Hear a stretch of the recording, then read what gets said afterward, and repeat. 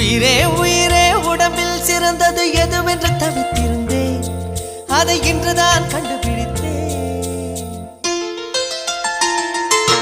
கண்ணென்னை காட்டியதால் என் கண்ணே சிறந்ததடி.